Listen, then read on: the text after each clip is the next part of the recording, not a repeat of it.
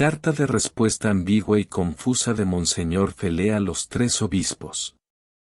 No hace mucho tiempo publicamos la carta de los 3 obispos a Monseñor Felé. Esta carta está dentro de la cordura y prudencia de Monseñor Marcel Lefebvre, pero no pretende, en ningún momento, faltar al respeto al superior general ni mucho menos sembrar una división entre ellos. Solo buscan con ella advertir de un peligro real a Monseñor Felé como cabeza de la fraternidad. Además, sus argumentos están plenamente en consonancia con el fundador de la congregación, a quien Monseñor Felé debe tener en cuenta porque él, más que ninguno, de los 4 obispos comprendió muy bien el problema de los arreglos con la Roma modernista. Por otro lado, Monseñor Felé deja de lado los desacuerdos profundos del cardenal Ratzinger, Benedicto XVI y Monseñor Lefebvre. ¿O es que él ya se olvidó de las constantes quejas de Monseñor acerca del trato que le daba Ratzinger? Quienes tuvimos la dicha de conocer, hablar y convivir con él no olvidamos los tratos tan horribles que le dio este cardenal, y con sobrada razón Monseñor rechazó todo trato con él, al grado de romper totalmente con Roma. Por tal razón no está fuera de contexto real la carta que los 3 obispos dirigieron al superior en turno. Por otro lado, la respuesta de él a los 3 obispos es ambigua y confusa, tan ambiguo como decir que la misa del Novus Ordo es válida pero no católica, dicho por Monseñor Felé, entre otras tantas contradicciones que desde que inició los arreglos ha venido diciendo. ¿Está bien de su cabeza? Pasemos a analizar la carta a la luz de Monseñor Marcel Lefebvre, en quien se basan totalmente los 3 obispos. En virtud de los comentarios que se hacen a la carta de los 3 obispos, se publica igualmente la carta de respuesta del superior general en su tiempo, Monseñor Felé, en 2 voces para distinguir la carta en sí misma y las respectivas observaciones para evitar las confusiones. En primer lugar, ponemos la carta completa. Excelencias.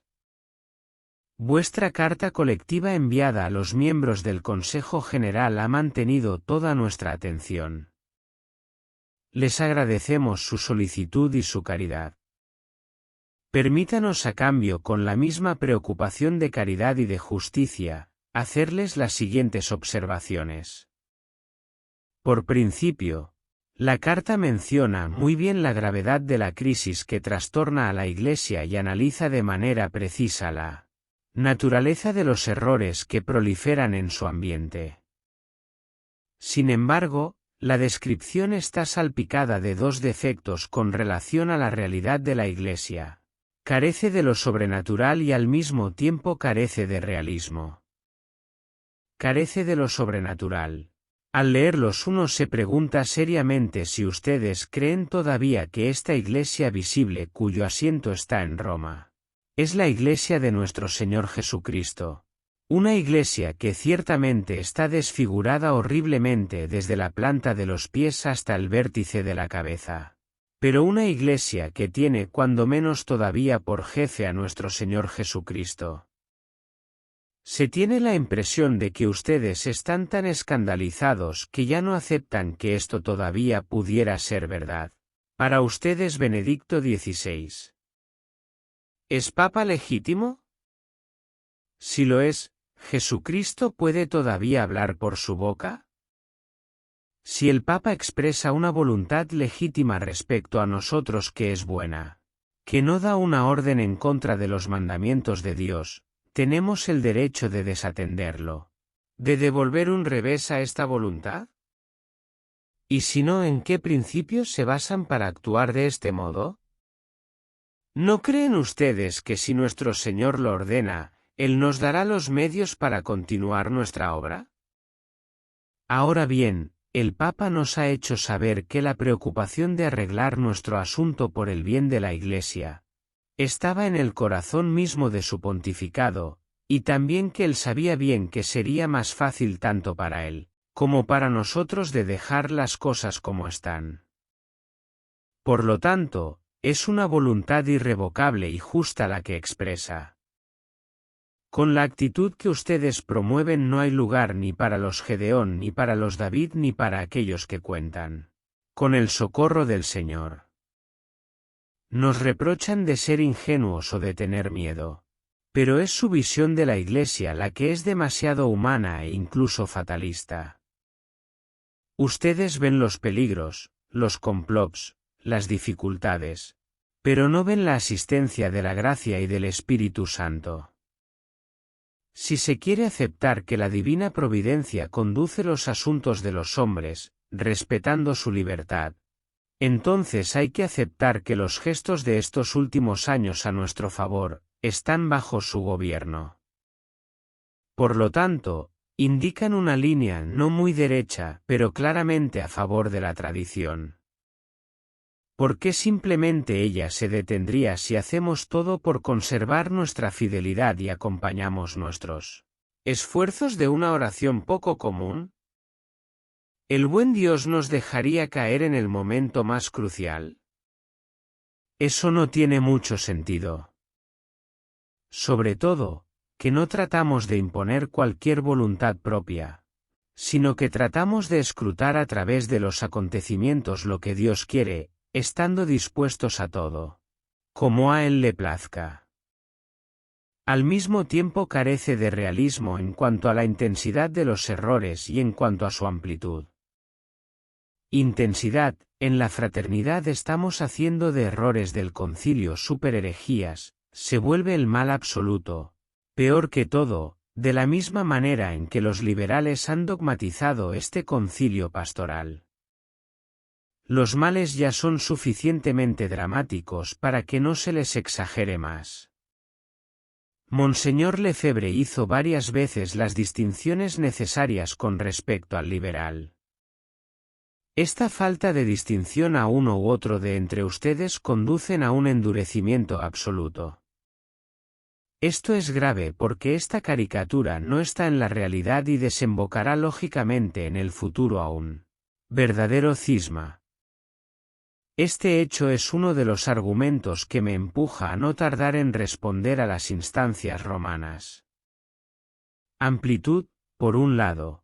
Endosamos a las autoridades presentes todos los errores y todos los males que se encuentran en la Iglesia, olvidando que ellas intentan al menos en parte de liberarse de los más graves. La condenación de la hermenéutica de la ruptura denuncia errores muy reales. Por otra parte, se pretende que todos estén arraigados en esta pertinacia, todos modernistas, todos podridos. Esto es manifiestamente falso. Una gran mayoría se deja llevar por el movimiento, pero no todos. Hasta el punto de que, en la cuestión más crucial de todas, la de la posibilidad de sobrevivir en las condiciones de un reconocimiento de la fraternidad por Roma, nosotros no llegamos a la misma conclusión que ustedes.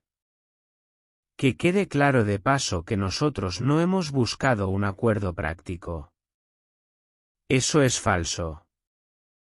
No hemos rechazado a priori, como ustedes lo solicitan, de considerar una oferta del Papa. Por el bien común de la fraternidad, preferiríamos lejos la solución actual de status quo intermedio, pero evidentemente Roma ya no lo tolera. En sí, la solución de una prelatura personal propuesta no es una trampa. Resulta, por principio, que la situación presente en abril del 2012 es muy diferente de la de 1988. Pretender que nada ha cambiado es un error histórico. Los mismos males hacen sufrir a la Iglesia, las consecuencias son todavía más graves y manifiestas que entonces. Pero al mismo tiempo se puede constatar un cambio de actitud en la Iglesia, ayudado por los actos y los gestos de Benedicto XVI hacia la tradición. Este nuevo movimiento, nacido al menos hace unos 10 años, se está fortaleciendo. Toca a un buen número, todavía una minoría, de jóvenes sacerdotes, de seminaristas e incluso hasta un pequeño número de jóvenes obispos que se distinguen notablemente de sus predecesores y que nos expresan su simpatía y su apoyo, pero que todavía están sofocados por la línea dominante en la jerarquía que favorece el Concilio Vaticano II. Esta jerarquía está perdiendo vitalidad. Esto es objetivo y muestra que ya no es ilusorio considerar un combate intramuros, del cual estamos muy conscientes de su dureza y dificultad. He podido constatar en Roma cómo los discursos sobre las glorias del Vaticano II que nos van a machacar, si bien están todavía en la boca de muchos, no está sin embargo en todas las cabezas. Poco a poco van creyendo. Esta situación concreta, con la situación canónica que se propone, es muy diferente a la de 1988. Y cuando comparamos los argumentos que Monseñor Lefebvre había dado en su época, concluimos que no hubiera dudado a aceptar lo que nos han propuesto. No perdamos el sentido de Iglesia que era tan fuerte en nuestro venerable fundador. La historia de la Iglesia muestra que la curación de los males que la afligen se hace de manera habitual, lenta y gradualmente. Y cuando un problema se termina, hay otro que comienza o por TTRSS. Pretender esperar a que todo se arregle para llegar a lo que ustedes llaman un acuerdo práctico, no es realista. Es muy probable, viendo cómo se desarrollan las cosas, que el fin de esta crisis tomará todavía decenas de años. Pero rehusar trabajar en el campo porque todavía haya mala hierba, con el riesgo de asfixiar, de estorbar la buena hierba, encuentra una curiosa lección bíblica. Es nuestro Señor que nos hace comprender por su parábola de la cizaña que siempre habrá, en una forma u otra, mala hierba a arrancar y combatir en su Iglesia. Ustedes no pueden saber cómo su actitud en estos últimos meses, muy diferente en cada uno de ustedes, ha sido dura para nosotros. Ella ha impedido al superior general de comunicarles y hacerles partícipes de sus grandes preocupaciones a las que los hubiera gustosamente asociado, si él no hubiera encontrado una incomprensión tan fuerte y apasionada. Como le hubiera gustado poder contar con ustedes, con sus consejos, para apoyarse en este paso tan delicado de nuestra historia. Ha sido una gran prueba, probablemente la más grande de todo su superiorato. Nuestro venerable fundador ha dado a los obispos de la fraternidad una carga y deberes precisos. Les ha mostrado que el principio de unidad en nuestra sociedad es el superior general. Pero desde hace tiempo, ustedes están tratando de imponerle su punto de vista, cada uno de manera diferente, incluso bajo formas de amenaza y además públicamente. Esta dialéctica entre verdad, fe y autoridad, es contraria al principio sacerdotal. Al menos hubiera esperado que ustedes trataran de comprender lo que le ha obligado a actuar como lo ha hecho en los últimos años, según la voluntad de la divina providencia. Oramos por cada uno de ustedes para que en este combate que está lejos de terminar, nos reencontremos todos juntos, por la más grande gloria de Dios y por amor a nuestra querida fraternidad. Que nuestro Señor resucitado y Nuestra Señora se dignen bendecirlos y protegerlos. Bernard Fellé. Niklaus Plocher. Alain Margnelli. A continuación, reproduciremos la misma carta con los comentarios u observaciones que más arriba habíamos indicado. Excelencias. Vuestra carta colectiva enviada a los miembros del Consejo General ha mantenido toda nuestra atención. Les agradecemos su solicitud y su caridad. Permítanos a cambio, con la misma preocupación de caridad y de justicia, hacerles las siguientes observaciones. Por principio, la carta menciona muy bien la gravedad de la crisis que trastorna a la Iglesia y analiza de manera precisa la naturaleza de los errores que proliferan en su ambiente. Sin embargo, la descripción está salpicada de dos defectos en relación con la realidad de la Iglesia. Carece de lo sobrenatural y al mismo tiempo carece de realismo. No se ve que haya un espíritu puramente humano por parte de los tres obispos con relación a la Iglesia modernista, porque sería afirmar que Monseñor Lefebvre carecía de este espíritu sobrenatural. Es afirmar que Monseñor Lefebvre obró imprudentemente, lo cual es falso y estaría faltando a la verdad y traicionando al fundador, que es más que el superior general. Carece de lo sobrenatural. Al leerlos uno se pregunta seriamente si ustedes creen todavía que esta iglesia visible cuyo asiento está en Roma es la iglesia de nuestro Señor Jesucristo. Una iglesia que ciertamente está desfigurada horriblemente desde la planta de los pies hasta el vértice de la cabeza. ¿Puede reinar nuestro Señor Jesucristo en una iglesia que está horriblemente desfigurada desde los pies hasta la cabeza? ¿No es esto una contradicción, como tantas de las que ha dicho hasta ahora? Pero una iglesia que tiene cuando menos todavía por jefe a nuestro Señor Jesucristo. Debemos hacer la distinción entre iglesia oficial, que es la modernista, e iglesia visible o católica tradicional.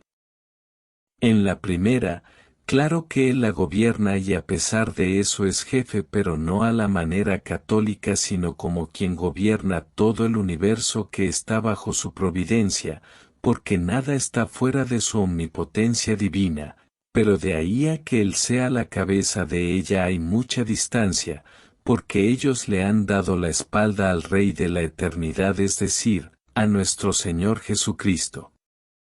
Promover doctrinas contrarias a las de nuestro Señor Jesucristo y condenadas por San Pío X, quien las sintetizó en el modernismo, que es la cloaca de todas las herejías, y condenó al modernismo al cual pertenece Benedicto XVI, me pregunto, ¿puede reinar Jesucristo en la herejía modernista?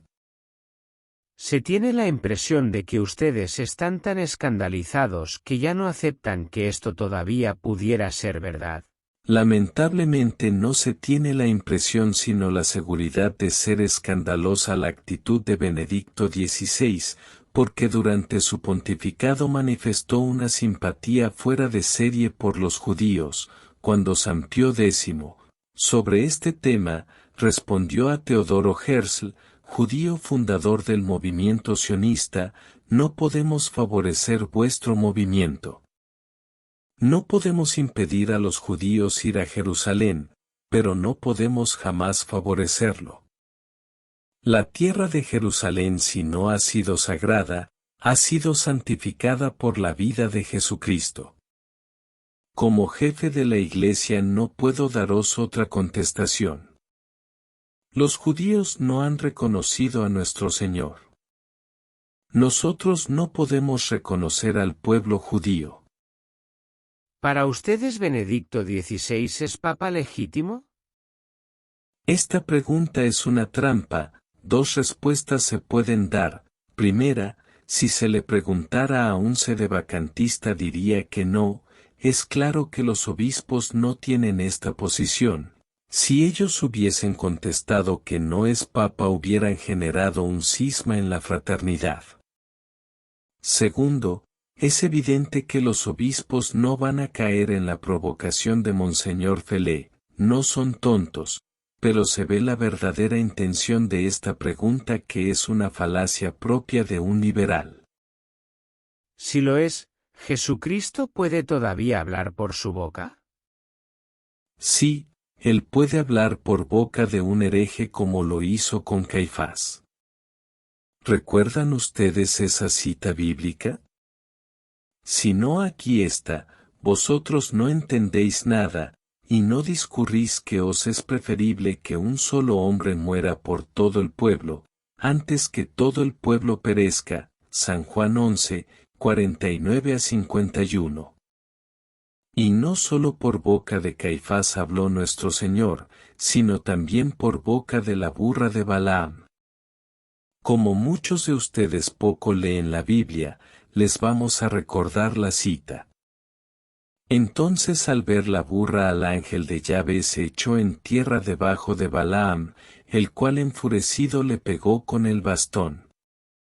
Mas Dios abrió la boca de la burra, la cual le dijo a Balaam, ¿Qué te he hecho para que me pegues ya por tercera vez? ¿No soy yo tu asna, en que has cabalgado siempre desde que yo soy tuya hasta hoy? ¿Por ventura he hecho yo contigo jamás cosa semejante? Si el Papa expresa una voluntad legítima respecto a nosotros que es buena, que no da una orden en contra de los mandamientos de Dios, ¿tenemos el derecho de desatenderlo, de devolver un revés a esta voluntad? Y si no, ¿en qué principios se basan para actuar de este modo? En los principios que Monseñor Lefebvre siempre manejó con la Roma modernista, he aquí sus palabras, no es una pequeña cosa que se nos opone. No basta con que nos digan, se puede decir la misa tradicional, pero debemos aceptarlos. No, no es solo eso lo que se nos opone, es la doctrina. Monseñor resalta el principio doctrinal y no el práctico, el cual rechazó tajantemente. En esto se basan los tres obispos y no en otra cosa.